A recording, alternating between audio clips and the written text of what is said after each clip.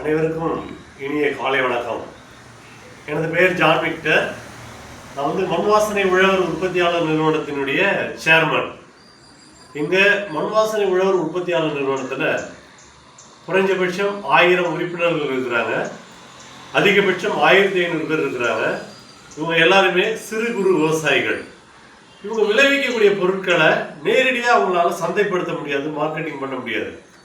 ஏன்னா ஒரு 33 சென்டில் பயிர் வைக்கிறாங்க, 1 ஏக்கரில் பயிர் வைக்கிறாங்க அப்படின்னா இந்த கருப்பு கவுனி அரிசி. இந்த கருப்பு கவுனி அரிசியில் யூரியா போடாமல் வெறும் இயற்கை உரத்தை மட்டும் நம்பி போட்டால் வெறும் 8 மூட்டை, அதிகபட்சம் 12 மூட்டை தான் விளையும். அப்போ நாங்கள் ஒரு தீர்மானம் எடுத்துருக்குறோம், விவசாயிகள் விளைவிக்கக்கூடிய பொருட்களை விவசாயம் தான் விலை நிர்ணயம் பண்ணணும்னு.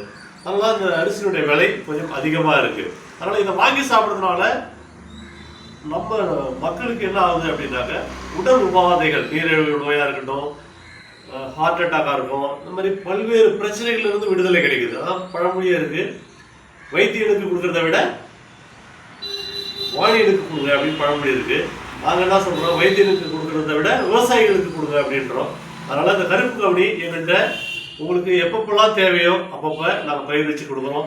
இது வந்து பார்த்தீங்கன்னா இது வந்து குடும்பமாக பயன்படுத்துகிறோம். பசங்களுக்கு இப்போ உள்ள ஜெனரேஷனுக்கு தெரியப்படுத்தணும், இப்படி ஒரு அரிசி இருக்குது, அந்த காலத்தில் சோழர்கள் பயன்படுத்திய அரிசி அது, நாமளும் சாப்பிடுவோம் அப்படின்னு சொல்லிட்டு இந்த அரிசியை நாங்கள் வந்து விற்பனை செஞ்சுக்கிட்டு இருக்கிறோம்.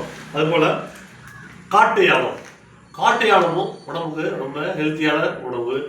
இப்போ நாங்கள் என்ன பண்ணியிருக்கோம் அப்படின்னா மண்வாசனையில் ஒவ்வொன்றும் மண்வாசனை மார்னிங் ஃபுட்டு அப்படின்னு சொல்லிட்டு கொடுக்குறோம்.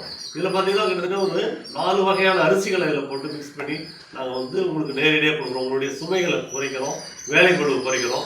இதை நீங்கள் கூழாவோ இல்லை அடையாவோ செஞ்சு சாப்பிடலாம். இப்படி சாப்பிடும்போது என்ன ஆகும்னா உங்களுடைய ஃபேட்டு, உடலில் இருக்கக்கூடிய கொழுப்பு சத்து குறையுது, ஆரோக்கியமாக இருக்கிறீங்க. அன்றைக்கு நாள் முழுவதும் உங்களுக்கு அந்த டயர்டே இருக்காது, அதுக்கு நாங்கள் பொறுப்பு. இப்படி பல்வேறு விவசாயிகளுடைய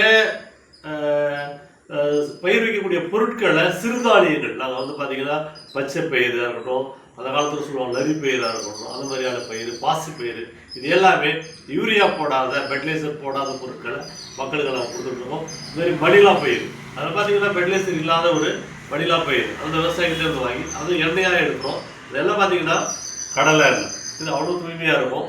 பார்த்தா இன்றைக்கி 1 கிலோ பயிர் 120 ரூபா மார்க்கெட் ரேட்டுன்னு வச்சுக்கோங்க குறைஞ்சபட்சம். அப்போ யூரியா போடாத பயிர் என்ன ஆகணும், கொஞ்சம் விலை அதிகமாக தான் இருக்கும். 140 ரூபா இல்லை 150 ரூபா வச்சுக்கோங்க. ஒரு 2.5 கிலோ பயிர் போட்டால் 1 லிட்டர் எண்ணெய்.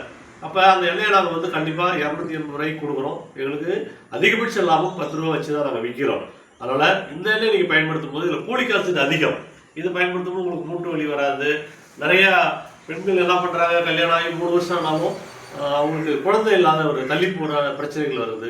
அப்போ அவங்க என்ன பண்ணுறாங்க, அவங்க சாப்பிடக்கூடிய பொருட்களை தவிர்த்துட்டு இயற்கையாக விளையக்கூடிய பொருட்கள், இயற்கையாக கிடைக்கக்கூடிய பொருட்களை சாப்பிடணும் அப்படின்னு சொல்லிட்டு விழிப்புணர்வு கொடுத்துட்ருக்கோம்.